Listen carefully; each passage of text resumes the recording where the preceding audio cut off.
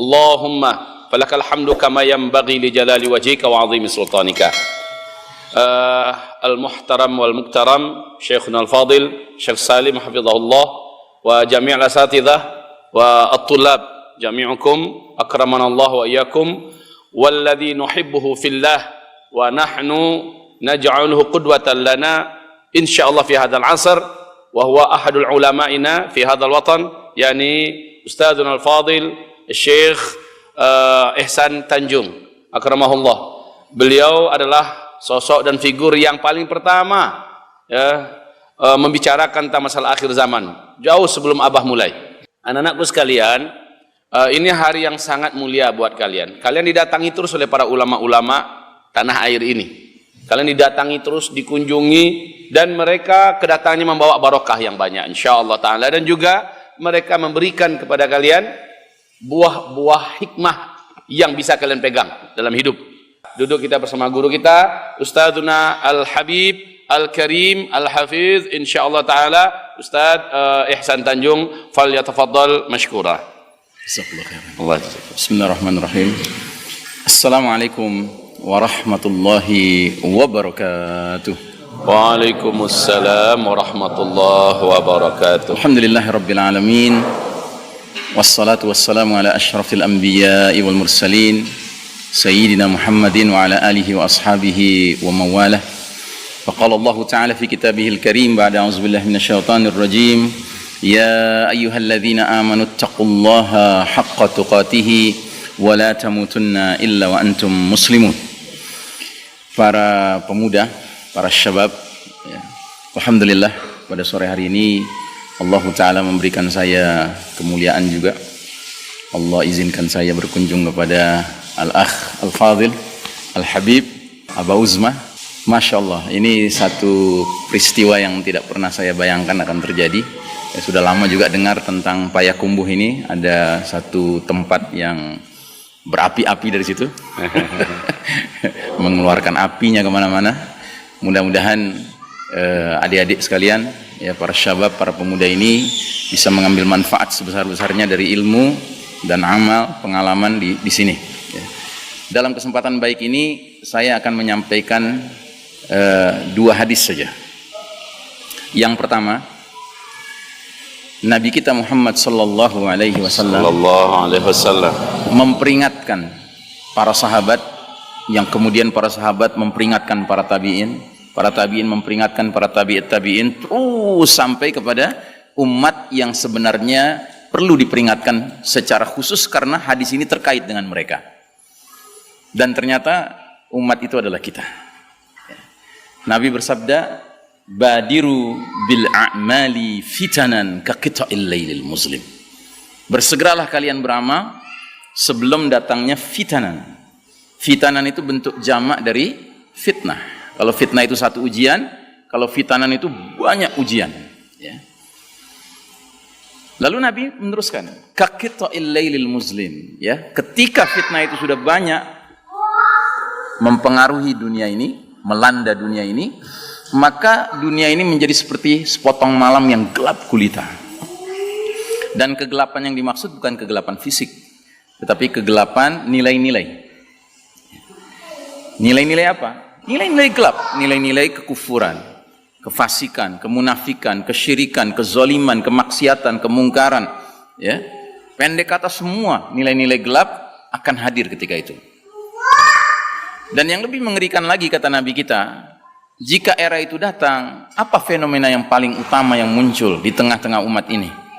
Fenomena utama adalah yusbihur rajulu mu'minan wa yumsi kafiran, aw yumsi mu'minan wa yusbihu kafiran. Seseorang di pagi hari masih beriman, sore harinya kafir. Atau di sore hari masih beriman, pagi harinya kafir. Jelas Nabi mengatakan pagi beriman, sore kafir. Sore beriman, pagi kafir. Nabi tidak mengatakan pagi beramal soleh, sore beramal jahat. Tidak. Perbandingannya bukan amal soleh dengan amal jahat, tapi antara tadinya beriman dengan kemudian menjadi kafir. Artinya apa? Artinya pada masa itu umat Islam sangat mudah terjerembab ke dalam jenis dosa yang kelasnya bukan dosa kecil, bahkan bukan dosa besar, Tetapi dosa yang para ulama menyebutnya dengan istilah nawaqidul iman, pembatal keimanan. Ini yang harus kita waspadai. Karena jujur kalau kita lihat situasi dunia sekarang, inilah zamannya, inilah hadis ini menyangkut ke zaman kita sekarang ini. Sebuah zaman di mana Allah uji kita dengan ujian yang sangat berat. Karena apa? Karena kepemimpinan dunia bukan di tangan kita, tapi di tangan kaum kuffar. Wabil khusus al-Yahud wan Nasara. Mereka yang sedang mimpin dunia hari ini. Tidak bisa kita pungkiri itu. Ya. Dan ini masalah sunnatut tadawul, sunnah pergiliran yang memang Allah sudah takdirkan. Jadi bahwa kita sedang kalah sekarang itu realita. Ya. Makanya kalau Abah sering mengingatkan kepada umat hari ini, dua hal yang harus kita jaga, memang itu benar. As-sabru wal yaqin. Kesabaran dan keyakinan itu harus kita miliki. Ya. Karena tidak mungkin kita bisa menempuh dunia yang gelap gulita ini kecuali dengan as-sabru wal yaqin ini. Dan ujung dari hadis ini apa kata Nabi? Yabi'u dinahu bi'ardin minad dunya. Orang-orang ini terlibat dalam dosa pembatal keimanan karena mereka telah rela menjual agamanya demi mendapatkan kenikmatan dunia. Artinya apa? Artinya rusak kemampuan membedakan mana mahal, mana murah itu terbalik-balik. Sekarang saya tanya kepada kalian. Din Allah ini murah atau mahal? Hah? Din Allah ini murah atau mahal? Mahal, ya. Bahkan ini barang paling mahal di dunia bagi orang beriman. Makanya Nabi sampai mengajarkan kita doa panjang sekali. Tapi di sela-sela doa itu ada bagian di mana Nabi mengatakan wala taj'al musibatana fi dinina. Ya Allah, jangan kau biarkan musibah menimpa kami dalam urusan agama kami. Jadi kita orang beriman kalau kena musibah kesehatan, kena musibah harta, kita bisa bersabar. Tapi kalau sudah musibah agama itu puncak musibah. Kenapa? Karena din ini adalah barang paling berharga bagi kita. Sekarang saya tanya lagi. Kenikmatan dunia murah atau mahal? Masya Allah, jawabannya tegas sekali. Ini kalau di majelis lain saya tanya, kenikmatan dunia murah atau mahal, orang tuh bingung jawabnya. Karena apa? Sudah banyak yang sudah materialis sekarang. Sehingga untuk mengatakan murah tuh ragu-ragu. Tapi ini anak-anak muda ini Masya Allah. Saya ulangi lagi. Kenikmatan dunia murah atau mahal? Masya Allah. Berhasil antum? Alhamdulillah. Antum punya pencinta akhirat yang luar biasa. Allahu Akbar. Ya. Ini hadis pertama. Nah, hadis kedua. Ya. Lagi-lagi berkaitan dengan zaman kita. Nabi 15 abad yang lalu telah menggambarkan bahwa sekalipun Islam ini dijamin oleh Allah, tidak bisa dikalahkan oleh orang-orang kafir. Kan ada jaminan itu dari Allah. Surat Al-Ma'idah ayat 3. Al-yawma ya'isal ladzina kafaru min dinikum fala takhshawhum wakhshawun. Pada hari ini orang-orang kafir sudah berputus asa mengalahkan din kalian, agama kalian al-Islam ini. Karenanya jangan takut pada mereka, kata Allah, tapi takutlah kepadaku. Tapi ingat, putus asa melawan apa? Melawan din ini. Bukan putus asa melawan kaum muslimin, tidak. Orang kafir tidak pernah putus asa melawan kaum muslimin. Karena apa? Mereka tahu kaum muslimin itu beda dengan Islam. Kalau Islam itu mantap, nggak bisa diganggu gugat. Tapi kalau kaum muslimin itu bisa kuat, bisa lemah. Ya. Bisa berada di rel yang benar, bisa berada di rel yang salah. Ya. Nah, jadi Nabi pernah menyampaikan satu hadis tentang ajaran Islam yang karena umatnya itu lemah, kemudian ajaran itu sendiri mengalami pelunturan, pelan tapi pasti. Bagaimana kata Nabi? La tunqadanna waral islami urwatan urwatan. Fa kullaman taqadat urwatun tashabbatha an-nas billati taliha. Fa awwaluhunna naqdan al-hukmu wa akhiruhunna as-salah. Jadi Nabi kita bersabda, ikatan Islam ini akan terurai simpul demi simpul. Tahu simpul ya? Tahu simpul? Simpul tali ya. Jadi Nabi menggambarkan Islam ini seperti kumpulan ikatan yang sudah mantap ya. Tapi dia bisa terurai, dan kalau dia terurai itu simpul demi simpul, satu demi satu. Setiap satu simpul terurai, manusia bergelayutan pada simpul berikutnya. Itu terurai, simpul berikutnya. Itu terurai, simpul berikutnya. Nah, urutannya bagaimana? Yang paling awal akan terurai adalah urusan hukum, dan yang paling akhir terurai adalah urusan sholat. Ya. Nah, semenjak runtuhnya tatanan Islam, sistem iman dan tauhid tahun 1342 Hijriah, persis 100 tahun dari kita sekarang pakai kalender Hijriah, apa yang terjadi? Di negeri-negeri kaum muslimin yang paling awal berubah adalah hukum. Tadinya hukum Allah yang berlaku, mulai hukum sekuler yang berlaku. Dan yang lebih menyakitkan, hukum yang berlaku seringkali adalah hukum mantan penjajahnya. Kalau negeri muslim itu tadi dijajah sama Inggris, mereka berhasil mengusir penjajah Inggris bulenya itu, kafirnya itu. Tapi herannya hukum Inggrisnya dipakai. Kalau negeri muslim itu dijajah Belanda, ya kan, Belandanya diusir dengan Allahu Akbar.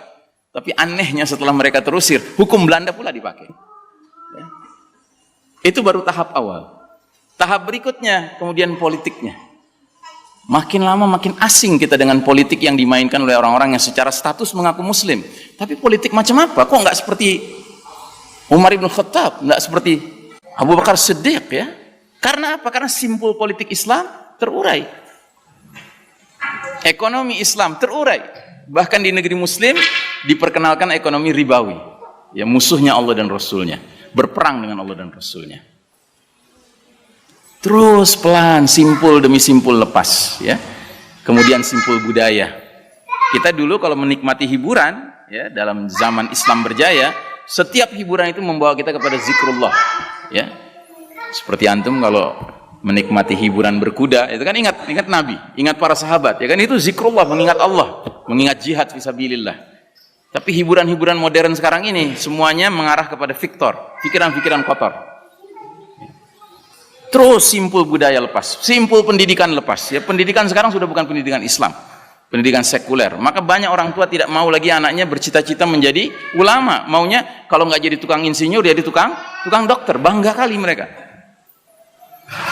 Terus satu demi satu, simpul medis terlepas. Ya, ingat dulu ketika Tibun Nabawi yang tegak, para tabib itu mendidik diri mereka sendiri dan pasiennya, bahwasanya wa idza maridtu fahuwa yashfin. Kalau aku sakit, Allah yang menyembuhkan. Sehingga kalau pasiennya sembuh, tidak ada tabib yang begini, aku yang menyembuhkan, tidak ada. Dia kembalikan kepada Allah.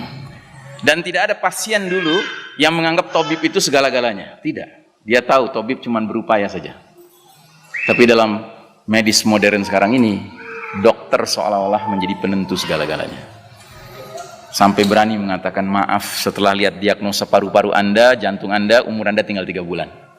Bayangkan, hidup dan mati seperti di tangan dia. Jadi satu demi satu simpul lepas. Nah, yang paling mengerikan, sekarang di depan mata kepala kita sendiri, kita sedang menyaksikan simpul sholat diacak-acak. Ya. Bayangkan. Ya.